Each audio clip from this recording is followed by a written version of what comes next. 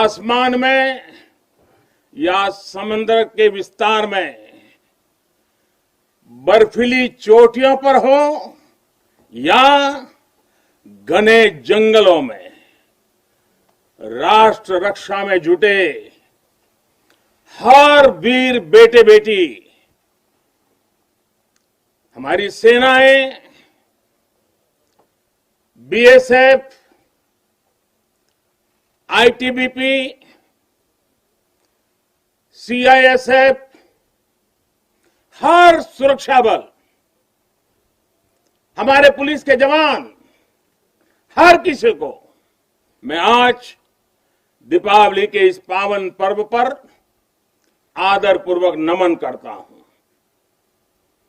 आप हैं तो देश है, देश के लोगों की खुशियां है, देश के ये त्योहार है। मैं आज आपके बीच प्रत्येक भारतवासी की शुभकामनाएं लेकर आया हूं।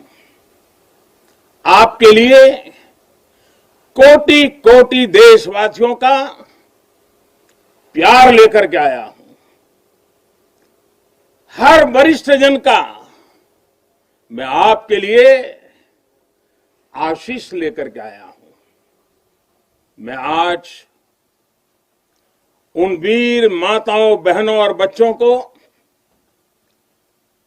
दीपावली की हार्दिक शुभकामनाएं देता हूं, उनके त्याग को नमन करता हूं, जिनके अपने बेटे हो या बेटी आज त्योहार के दिन पर भी सरहद पर तैनात हैं।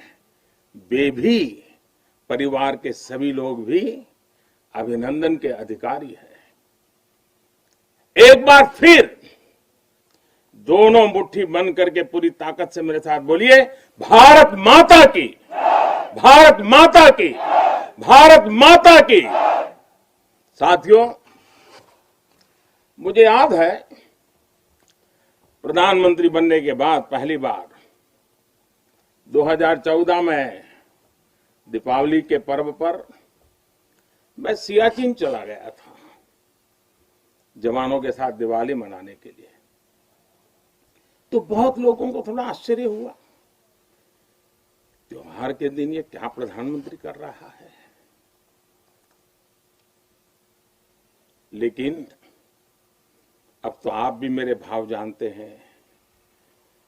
अगर दिवाली के पर्व पर अपनों के बीच ही तो जाऊंगा, अपनों से दूर कहां रहूंगा। और इसलिए आज भी दीपावली के पर्व आपके बीच में आया हूं, अपनों के बीच में आया हूं। आप भले बर्फीली पहाड़ियों पर रहें या फिर रेगिस्तान में, मेरी दिवाली तो आपके बीच आकर ही पूरी होती है। आपके चेहरों की रौनक देखता हूं, आपके चेहरे की खुशियां देखता हूं, तो मुझे भी अनेक गुना खुशी हो जाती है, मेरी खुशी बढ़ जाती है। इसी खुशी के लिए, देशवासियों के उल्लास को आप तक पहुंचाने के लिए आज मैं फिर एक बार इस रेगिस्तान में आपके बीच में आया हूं। और एक बात आपके लिए, मैं त्योहार का दिन है तो थोड़ी सी मिठाई भी लेके आया हूं। लेकिन ये सिर्फ देश का प्रधानमंत्री मिठाई लेके नहीं आया है। ये मेरी ही नहीं, ये सभी देशवासियों के प्रेम और अपनेपन का स्वाद भी उसके साथ लेकर के आया हूं। इन मिठाइयों में आप देश की हर मां के हाथ की मिठास अनुभव कर सकते हैं।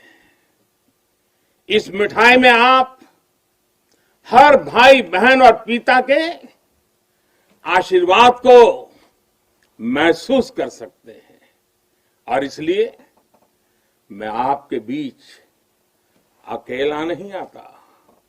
मैं अपने साथ देश का आपके प्रति प्रेम, आपके प्रति स्नेह और आपके लिए आशीर्वाद भी साथ लेकर के आता हूं।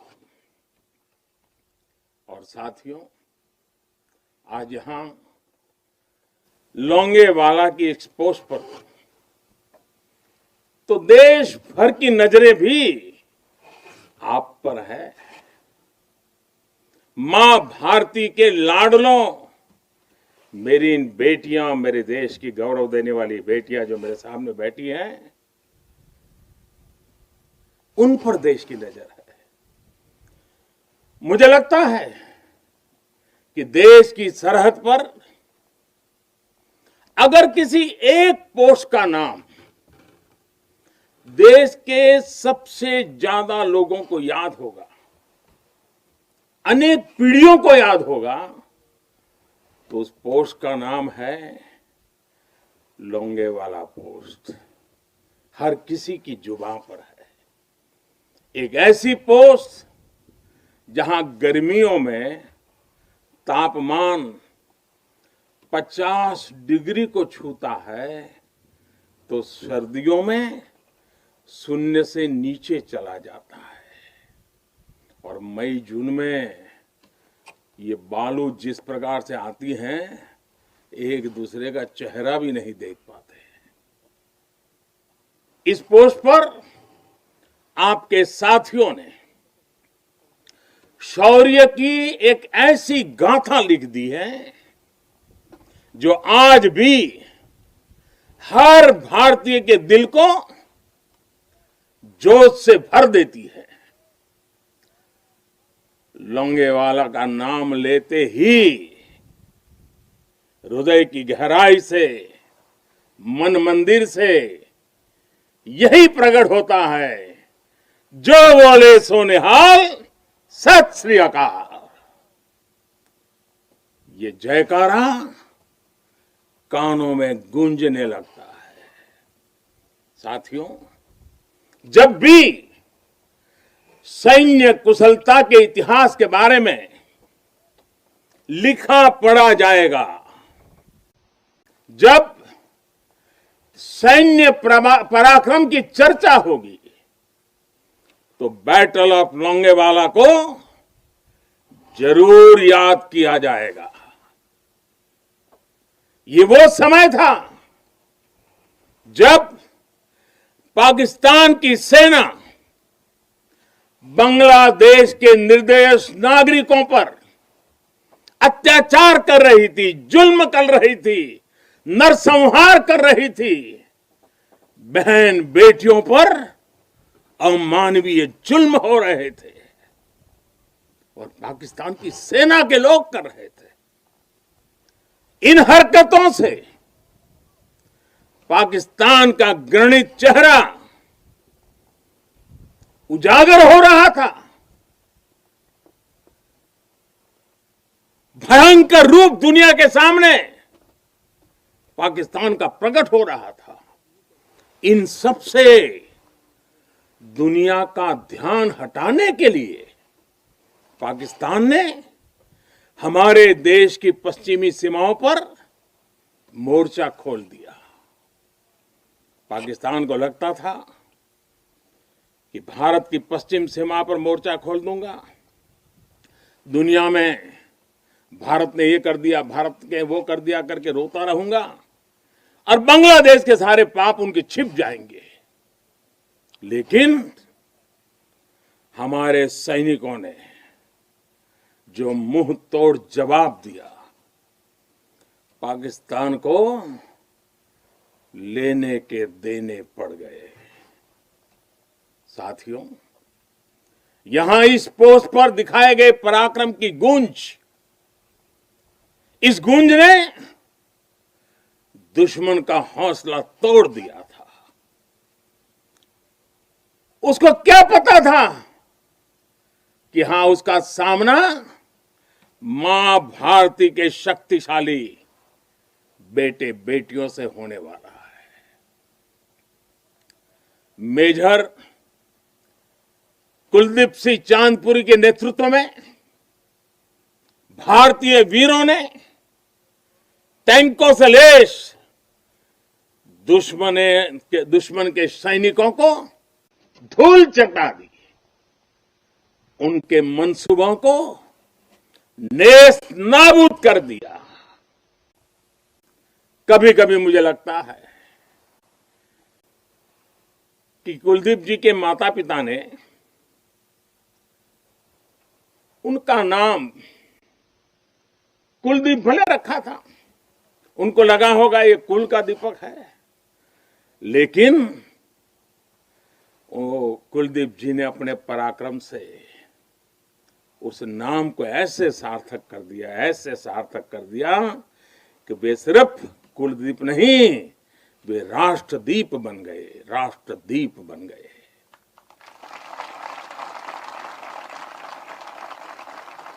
साथियों, लोंगेवाला का वो ऐतिहासिक युद्ध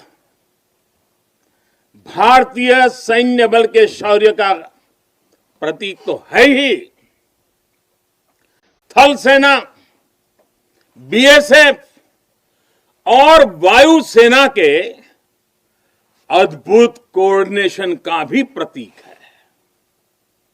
इस लड़ाई ने दिखाया है कि भारत की संगठित सैन्य शक्ति के सामने चाहे कोई भी आ जाए, वो किसी भी सूरत में टिक नहीं पाएगा। अब जब सन 71 में हुए युद्ध के लोंगेवाला में हुई लड़ाई के 50 वर्ष होने जा रहे हैं। कुछ ही सप्ताह में हम इसके 50 वर्ष इस गौरवपूर्ण स्वर्णिम पृष्ठ को हम मनाने वाले हैं। और इसलिए आज मेरा मन यहां आने को कर गया है। तो पूरा देश अपने उन वीरों की विजय गाथाएं सुनकर वो गौरवान्वित होगा, उसका हौसला बुलंद होगा। नई पीढ़ियां और आने वाली पीढ़ियां इस पराक्रम के साथ प्रेरणा भी लेने के लिए ये अवसर उनके जीवन का एक बहुत बड़ा महत्वपूर्ण बनने वाला है। ऐसे ही वीर सपूतों के लिए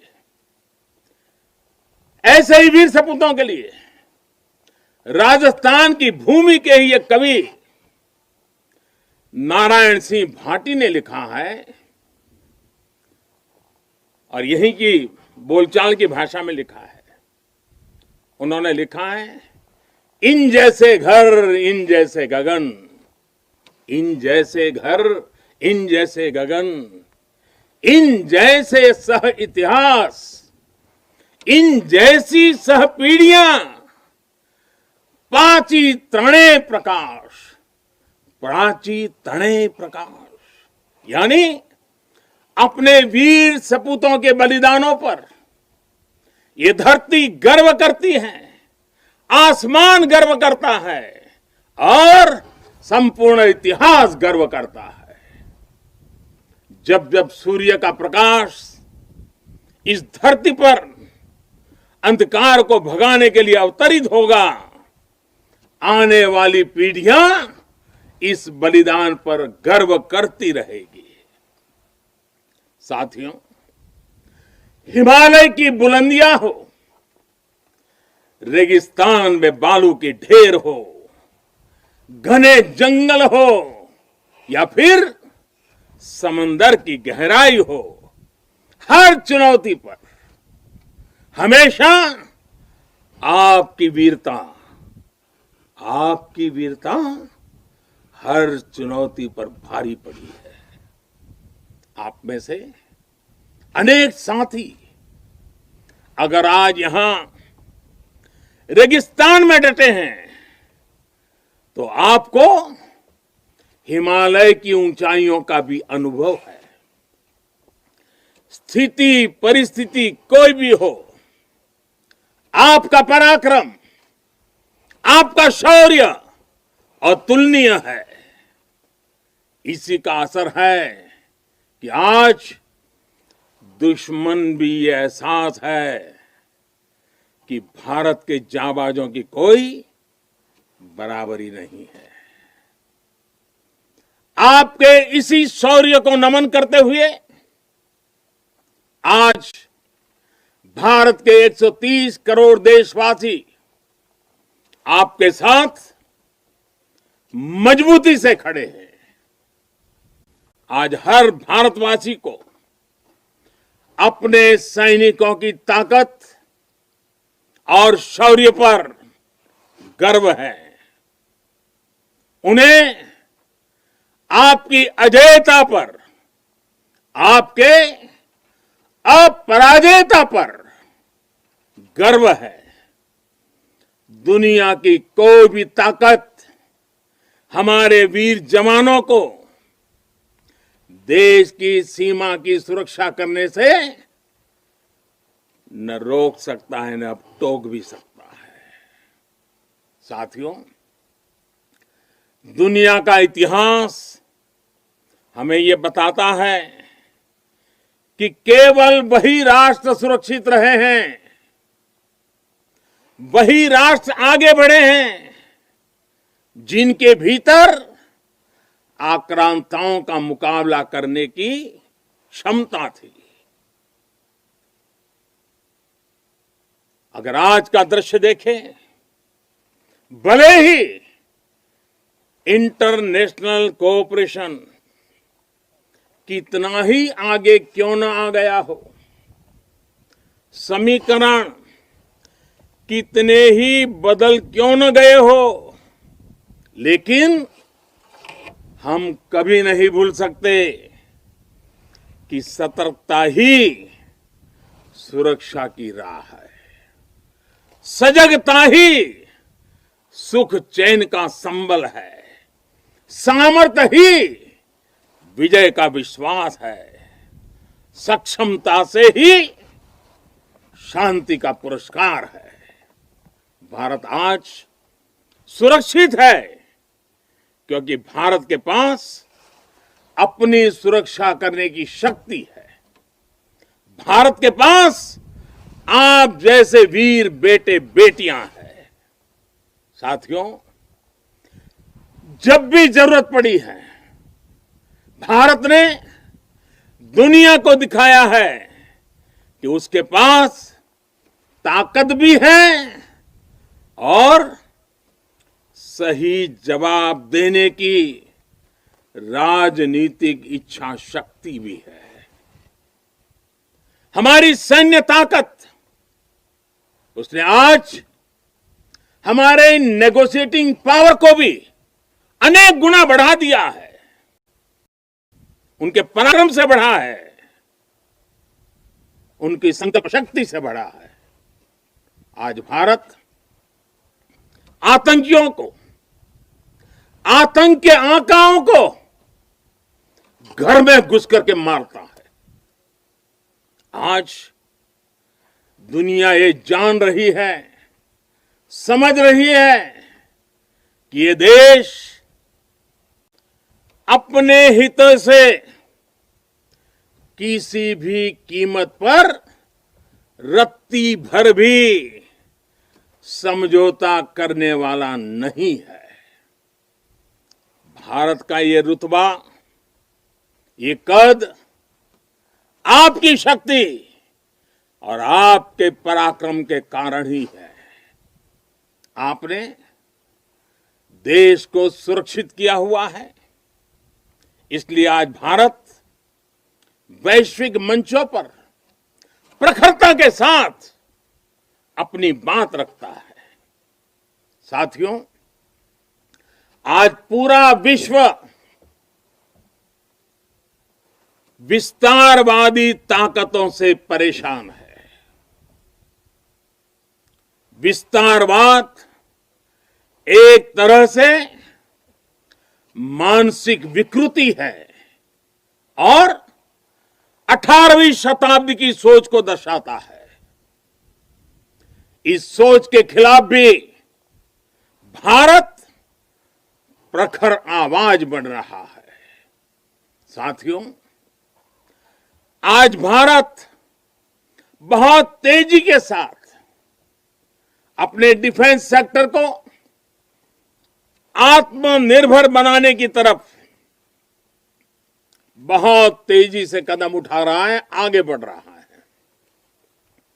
हाल ही में हमारी सेनाओं ने निर्णय लिया है कि वो 100 से ज्यादा अलग अलग प्रकार की जो आवश्यकताएं, खासकर हथियार और साजो सामान, उसको अब विदेशों से नहीं लेंगे, भारत में उत्पाद की हुई चीजें ही लेंगे। यहीं का उत्पाद और उसके लिए जो आवश्यक होगा करेंगे। ये निर्णय छोटा नहीं है। इसके लिए सीने में बहुत बड़ा दम लगता है, अपने जवानों पर विश्वास लगता है। मैं आज इस मौके पर और त्याग और तपस्या की एक महत्वपूर्ण भूमि से मैं अपनी सेनाओं को उनके इस महत्वपूर्ण फैसले के लिए बहुत बहुत बधाई देता हूं। ये निर्णय छोटा नहीं, मैं जानता हूं। फैसला सेना ने लिया, आत्मनिर्भर भारत का एक बहुत बड़ा हौसला बढ़ाने वाला निर्णय लिया। लेकिन सेना के इस फैसले से देशवासियों में भी, 130 करोड़ देशवासियों में ऐसा मैसेज चला गया, सब दूर चला गया। और वो मैसेज क्या गया? लोकल के लिए वोकल होने का। सेना के एक निर्णय ने 130 करोड़ देशवासियों को लोकल के लिए वोकल होने की प्रेरणा दी। मैं आज देश के नौजवानों से, देश की सेनाओं से, सुरक्षा बलों से, पैरामेडिकल फोर्सेस से एक के बाद एक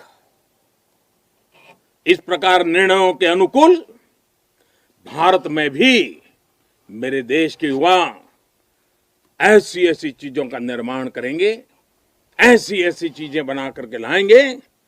हमारे सेना के जवानों की, हमारे सुरक्षा बल के जवानों की ताकत भी बढ़ेगी। हाल के दिनों में अनेक स्टार्टअप्स सेनाओं की जरूरतों को पूरा करने के लिए आगे आए हैं। डिफेंस सेक्टर में नौजवानों के नए स्टार्टअप्स देश को आत्मनिर्भरता के मामले में और तेजी से आगे ले जाएंगे। साथियों, रक्षा क्षेत्र में आत्मनिर्भर भारत देश के बढ़ते हुए सामर्थ्य का लक्ष्य है। सरहद पर शांति। आज भारत की रणनीति साफ है, भारत की रणनीति स्पष्ट है।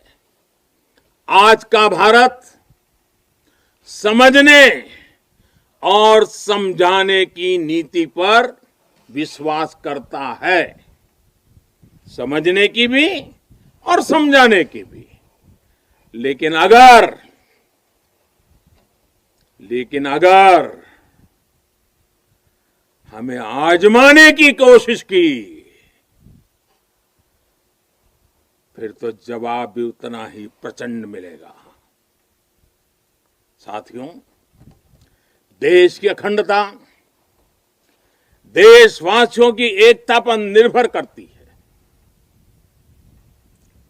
शांति, एकता, सद्भावना देश के भीतर देश की अखंडता को ऊर्जा देती है। सीमा की सुरक्षा सुरक्षा बलों की शक्ति के साथ जुड़ी है। सीमा पर हमारे जाबाजों का हौसला बुलंद रहे, उनका मनोबल आसमान से भी ऊंचा रहे, इसलिए उनकी हर आवश्यकता, हर जरूरत आज देश की सर्वोच्च प्राथमिकताओं में है। उनके परिवार की देखभाल ये देश का दायित्व है। बीते समय में सैनिकों के बच्चों की शिक्षा और रोजगार को लेकर भी अनेक फैसले लिए गए हैं। पिछले वर्ष जब मैंने दूसरी बार शपथ ली थी, मेरा पहला फैसला ही शहीदों के बच्चों की शिक्षा से जुड़ा हुआ था। इसके तहत नेशनल डिफेंस फंड के अंतर्गत मिलने वाली स्कॉलरशिप को बढ़ाया गया है। साथियों, सुविधा के साथ साथ वीरों के सम्मान के लिए भी देश में अभूतपूर्व प्रयास चल रहे हैं। नेशनल वॉर मेमोरियल, राष्ट्रीय समर स्मारक, या फिर नेशनल पुलिस मेमोरियल हो, ये दोनों स्मारक देश के शौर्य के सर्वोच्च प्रतीक बनकर देशवासियों को, हमारी नई पीढ़ी को प्रेरित कर रहे हैं। साथियों, मुश्किल चुनौतियों के बीच आपका व्यवहार, आपका टीम वर्क देश को हर मोर्चे पर इसी जज्बे के साथ लड़ने की सीख देता है। आज देश इसी भावना से कोरोना जैसी महामारी के खिलाफ भी जंग लड़ रहा है। देश के हजारों डॉक्टर्स, नर्सिस, हेल्पर्स और सपोर्ट स्टाफ दिन रात बिना रुके, बिना थके काम कर रहे हैं। देशवासी भी इस जंग को फ्रंट लाइन वॉरियर्स की तरह लड़ रहे हैं। इतने महीनों से हमारे देशवासी पूरे अनुशासन का पालन कर रहे हैं, मास्क जैसी सावधानियों का पालन कर रहे हैं और अपने और अपनों के जीवन की भी रक्षा कर रहे हैं। लेकिन हमें यह भी एहसास है कि अगर हमें मास्क पहनने में ही इतनी तकलीफ होती है, तो आपके लिए ये सुरक्षा जैकेट्स, न जाने आपके शरीर पर कितनी चीजें आपको लादनी पड़ती हैं। इतना सब कुछ पहनना कितना कठिन होता होगा। आपके इस त्याग से देश अनुशासन भी सीख रहा है और सेवा धर्म का पालन भी कर रहा है।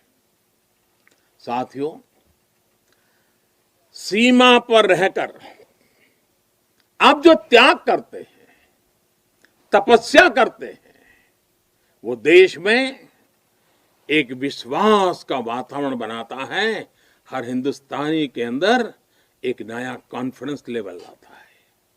ये विश्वास होता है कि मिलकर बड़ी से बड़ी चुनौती का मुकाबला किया जा सकता है। आपसे मिली इसी प्रेरणा से देश महामारी के इस कठिन समय में अपने हर नागरिक के जीवन की रक्षा में जुटा हुआ है। इतने महीनों से देश अपने 80 करोड़ से ज्यादा नागरिकों के भोजन की व्यवस्था कर रहा है, लेकिन इसके साथ ही देश अर्थव्यवस्था को फिर से एक बार गति देने का भी पूरे हौसले से प्रयास कर रहा है।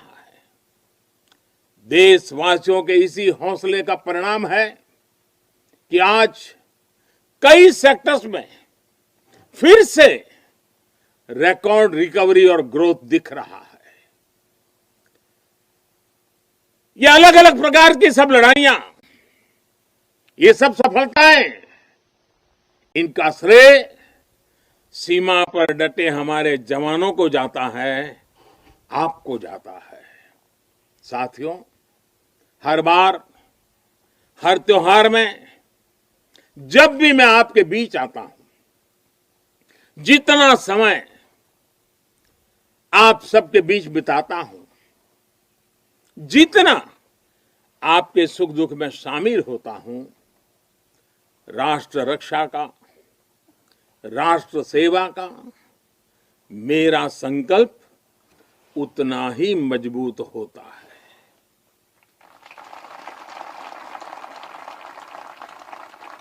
मैं आपको फिर आश्वस्त करता हूं कि आप निश्चिंत होकर अपने कर्तव्य पथ पर डटे रहें।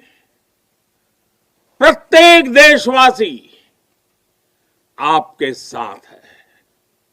हां, आज के दिन मैं आपसे एक मित्र के रूप में, एक साथी के रूप में 3 बातों का आग्रह करूंगा और मुझे विश्वास है कि मेरा यह आग्रह आपके लिए भी हो सकता है संकल्प बन जाए। पहला, कुछ न कुछ नया इनोवेट करने की आदत को, नई तरीके से करने की आदत, नई चीज खोज करके करने की आदत, इसको जिंदगी का हिस्सा बनाइए। और मैंने देखा है कि इस प्रकार की जिंदगी गुजारने वाले हमारे जवान, उनकी क्रिएटिविटी देश के लिए बहुत कुछ नई चीजें ला सकती है। आप थोड़ा सा ध्यान दीजिए कुछ न कुछ इनोवेट करने का। देखिए हमारे सुरक्षा बलों को, क्योंकि आप अनुभव के आधार पर इनोवेट करते हैं, रोजमर्रा से जिस प्रकार से जूझते हैं उसमें से निकालते हैं, बहुत बड़ा लाभ होता है। दूसरा मेरा आग्रह है, और वो आप लोगों के लिए बहुत जरूरी है, आप हर हालत में योग को अपने जीवन का हिस्सा बनाए रखिए। और तीसरा, हम सब की अपनी अपनी मातृभाषा है। हम में से बहुत लोग हिंदी बोलते भी हैं, हम में से कुछ लोग अंग्रेजी भी बोलते हैं। इन सब से तो हमारा स्वाभाविक नाता रहता है। लेकिन जब ऐसा सामूहिक जीवन होता है, एक मेरे सामने लघु भारत बैठा हुआ है, देश के हर कोने के नौजवान बैठे हुए हैं, अलग अलग मातृभाषा के नौजवान बैठे हुए हैं, तब मैं आपसे एक और आग्रह करता हूं कि मातृभाषा वो जानते हैं आप, हिंदी जानते हैं, अंग्रेजी जानते हैं, क्यों ना अपने किसी एक साथी के पास से भारत की कोई एक और भाषा आप जरूर आत्मसात कीजिए, सीखिए। आप देखना वो आपकी एक बहुत बड़ी ताकत बन जाएगी। आप जरूर देखेंगे ये बातें आप में एक नई ऊर्जा का संचार करेगी। साथियों, जब तक आप है, आपका ये हौसला है, आपकी ये त्याग और तपस्या है, 130 करोड़ भारतवासियों का आत्मविश्वास कोई नहीं डिगा पाएगा। जब तक आप हैं, तब तक देश की दिवाली इसी तरह रोशन होती रहेगी।